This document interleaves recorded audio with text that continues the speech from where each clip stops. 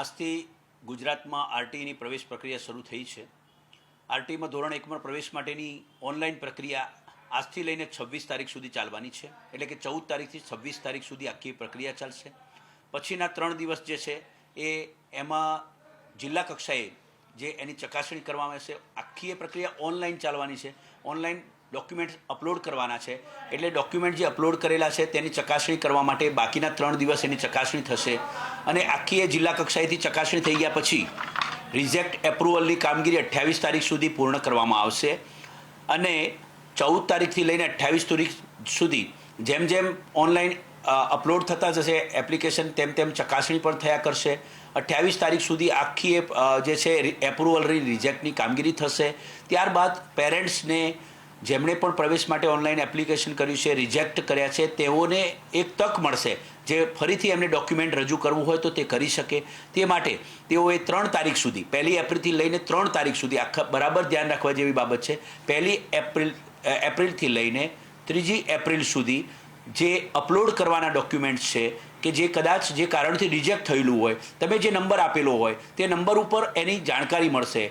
Number અથવા email ID જે કંઈ આપેલો છે તેના ઉપર જાણકારી મળશે અને એ જે જાણકારી મળે એના આધારે એમણે ફરીથી ડોક્યુમેન્ટ અપલોડ કરી 1 એપ્રિલથી લઈને 3 એપ્રિલ સુધી એ ડોક્યુમેન્ટ અપલોડ કરે અને ત્યારબાદ એ સમગ્ર પ્રક્રિયા પૂર્ણ થયાથી એની ફરીથી પાછી ચકાસણી કર્યા પછી 6 એપ્રિલે આ રિઝલ્ટ પ્રથમ રાઉન્ડ જે છે એ આરટીઈનો જાહેર કરવાની હાલની સંભવિત તારીખો નક્કી કરવામાં આવેલી છે।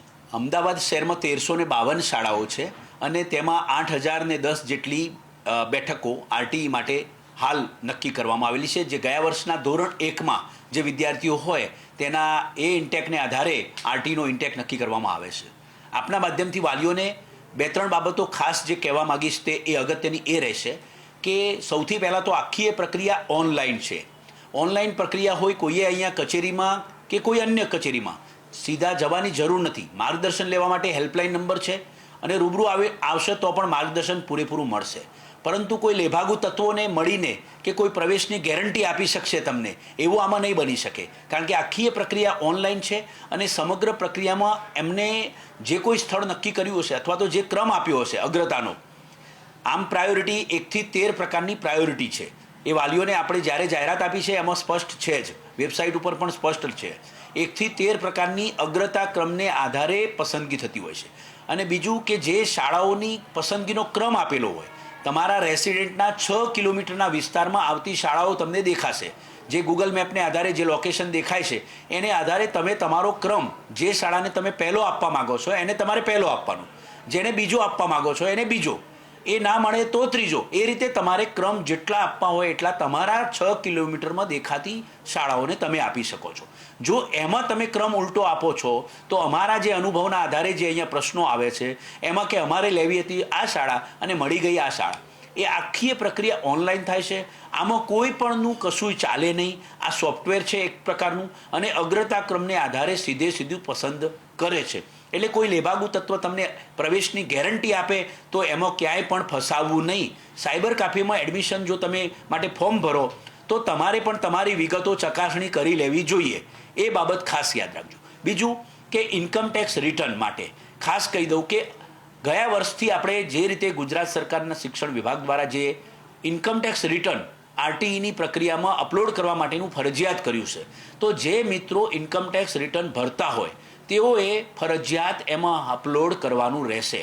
જો તમે ઇન્કમ ટેક્સ રિટર્ન ભરતા હોય અને જો તમે ના લખશો તો એ કાયદેસર ગુનો બને છે, એટલે ઇન્કમ ટેક્સ રિટર્નની પાછળથી ખાતરી કરવાથી જો માહિતી મળશે કે તમે રિટર્ન ભરો છો અને અહીંયા ના બતાવ્યું છે અને ખોટું એફિડેવિટ રજૂ કર્યું છે તો કાયદેસર તમારી સામે કાર્યવાહી થઈ શકે। એટલે મારી વાલીઓ મિત્રોને ખાસ વિનંતી છે કે એક તો નક્કી કરેલી જે આવક મર્યાદા છે શહેરમાં એ 1.5 લાખ છે, ગ્રામ્ય કક્ષાએ 1,20,000 છે। એક આવકનું પ્રમાણપત્ર તમારું એ માન્ય સક્ષમ અધિકારીનું હોવું જોઈએ।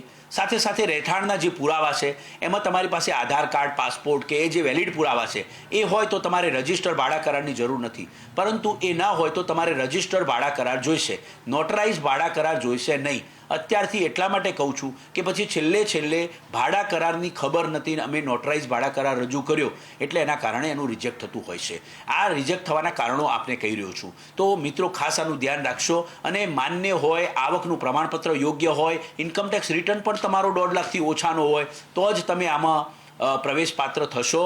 તો એવી ખોટી રીતે કોઈ આવકનું પ્રમાણપત્ર રજૂ કરશે તો એની સામે કાર્યવાહી થશે. પ્રવેશ રદ પણ થાય છે. ઘણા બધા વિદ્યાર્થીઓના પ્રવેશ રદ થયા છે.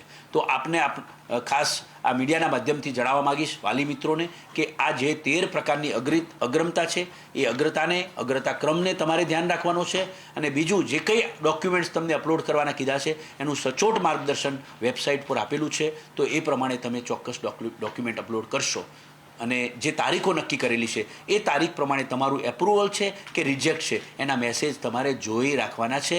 જો તમે એ નહીં જુઓ અને પછી તારીખ જતી રહેશે તો પાછળથી પ્રવેશનો કોઈ પણ હક દાવો રજૂ કરી શકશો નહીં.